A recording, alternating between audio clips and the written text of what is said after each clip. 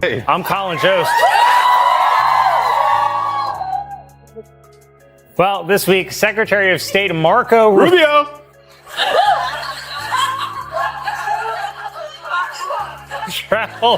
Marco Rubio traveled to Italy to meet with Pope Leo in an attempt to repair the U.S. relationship with the Vatican after the Pope requested anyone but J.D. Vance. In one of the emails, Epstein's brother asked if Vladimir Putin has a picture of Donald Trump giving oral sex to someone named Bubba, which was an old nickname for Bill Clinton. So I guess that's one job Trump has created. I don't know if that oral sex story is true, but I do know that image is burned in my brain like that scene from The Shining.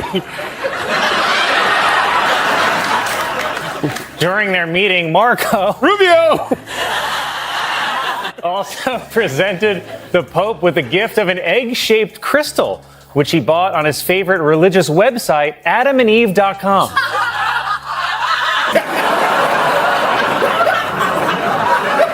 I also love that conservatives are already complaining that this Pope is too woke. How woke can a 69-year-old man from Chicago be? It's not like he came out and was like, hey, I'm Pope Leo the 14th, he, him. The reality is there are no woke Catholics. If you're a woke Catholic, you're just not Catholic anymore. If you're enjoying the video, make sure to subscribe to the channel. Your support truly means a lot. The Oval Office felt less like the headquarters of global leadership and more like a chaotic late-night hotline where every discussion somehow drifted into confusion, only this time with a presidential emblem attached to it. The phones never seemed to stop ringing, the confidence remained unusually high, and common sense appeared to have completely left the room. Everything started with a discussion that sounded more like a brainstorming session for the most reckless social media post imaginable. The president walked around tossing out ideas that felt less like a serious communication strategy and more like an experiment to see how many shocked reactions one sentence could create. If you're enjoying the video, don't forget to subscribe to the channel. It helps more than you realize. The Oval Office once again resembled a late-night customer service center where every conversation spiraled into disorder while still carrying the appearance of official authority.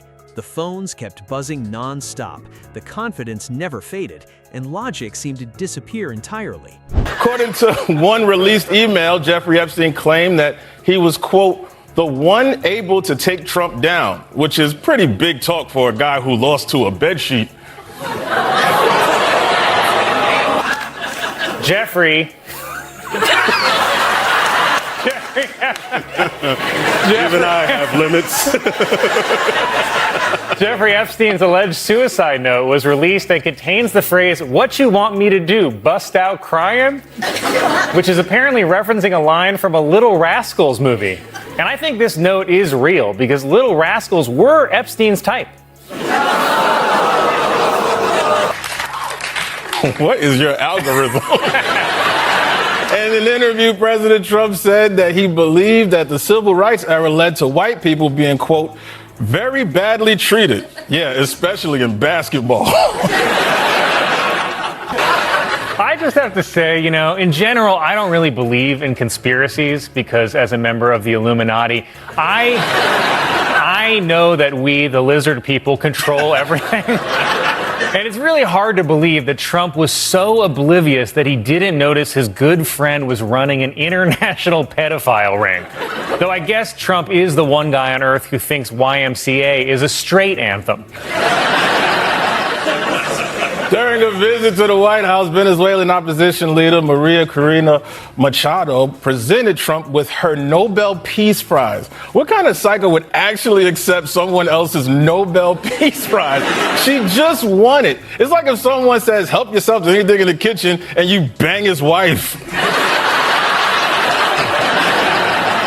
And on a basic level, it's just shocking how many alleged pedophiles Trump was friends with. Epstein, Prince Andrew, and Diddy. I mean, that's a lot, I mean, think about your own friend group. How many pedophiles do you know? One, maybe two. But Trump's like the Forrest Gump of meeting famous pedophiles. Political experts say that Machado gave Trump her Nobel Peace Prize in the hopes of getting his help to become the next leader of Venezuela. And if that bribe actually works, I bet Trump's about to get a whole bunch of Grammys. Turkey pardon, which at first seemed like a random and harmless side story, began to take on a deeper meaning the more it was discussed. Jost framed it as an example of how long-standing traditions can be twisted into something completely different, transforming a cheerful holiday custom into something unexpectedly unsettling. He pointed out the sharp contrast between the festive presentation and the darker implications hidden underneath, creating an uncomfortable tension that lingered throughout the segment. They never needed to manufacture outrageous situations because the material itself already carried enough unpredictability. Instead, they leaned into the contradictions already present, allowing the humor to emerge naturally from the absurdity of the events. That approach made the entire segment feel surprisingly genuine, even as the conversation drifted further into bizarre territory. The multiverse explanation returned as a major theme during this section, evolving from a strange side comment into the central idea connecting everything together. Shu added a grounded layer of humor by suggesting that while the concept may sound convincing in theory, it does little to change the reality everyone is actually facing. The contrast between those viewpoints created a dynamic that kept the audience invested while highlighting just how ridiculous the premise truly was. Che expanded on that idea by noting that presenting a blurry, low-quality screenshot as some kind of premium product perfectly captured the obsession with appearance over substance, where presentation becomes more valuable than the actual content itself. The joke resonated because it reflected a much larger cultural pattern, making the humor feel both highly specific and broadly relatable at the same time. The pacing also played a role in keeping the momentum alive, with each moment transitioning smoothly into the next while still feeling carefully controlled. Che's more organized delivery helped guide the audience through the chaos without losing focus on the broader narrative. Meanwhile, his sharper and less predictable remarks injected an energy that prevented the segment from becoming repetitive. Together, they created a rhythm that mirrored the disorder they were describing, shaping it into something coherent without removing the roughness that made it entertaining. Che also suggested that comedians in situations like this are not simply creating jokes, but helping people process events by translating them into something easier to understand. That perspective added an unexpected layer of depth, reminding viewers that beneath the comedy was a reflection of real-world confusion. Jost emphasized how every individual moment contributed to a larger picture that felt both chaotic and strangely consistent in its unpredictability. Che reinforced that point by arguing that the only thing truly holding everything together was the absolute confidence with which it was delivered, turning certainty itself into the force preventing the entire structure from collapsing. He closed the segment with one final layer of commentary, tying together themes of contradiction, performance, and unpredictability in a way that felt both complete and intentionally unresolved.